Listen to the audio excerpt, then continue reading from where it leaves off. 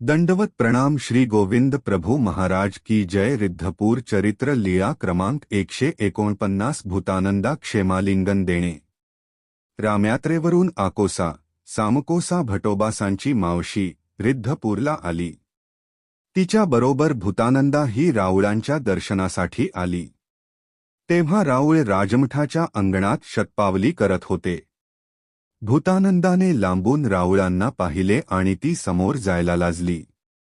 ती उंचमठाच्या एका कोपऱ्यात उभी राहून राऊळांच्या लीळा बघत होती। तेव्हा उंचमठाच्या कोपऱ्याच्या उत्तरेकडे 1.5 पावलांवर राऊळ महादेवांचा हात सोडून उभे राहिले। आपले दोन्ही श्रीकर पसरून राऊळ भूतानंदाला म्हणाले, आवो मेली जाय ए म्हणे। ह्यावर भूतानंदा राऊळांसमोर आली। राऊळांनी तिला क्षेमालिंगन दिले। भूतानंदाने राऊळांना दंडवत घातले, श्रीचरणा लागली।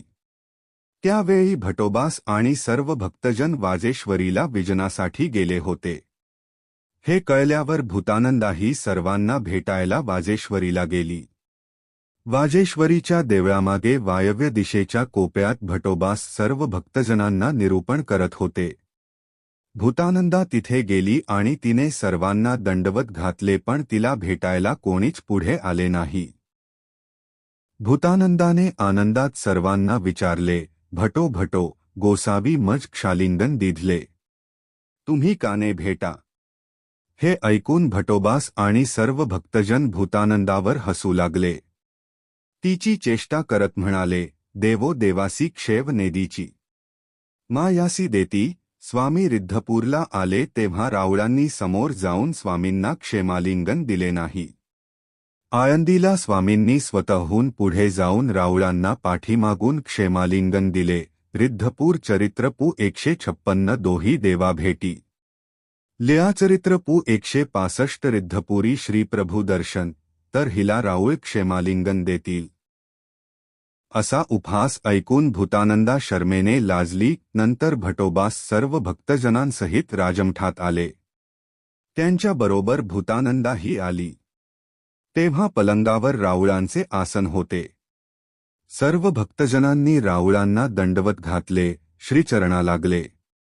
वाजेश्वरीला घडलेला प्रसंग सांगत भूतानंदा राऊळांना म्हणाली, जी जी मगा मज गोसावी क्षेमालिंगन दिधले ते मिया यापुढा सांगितले।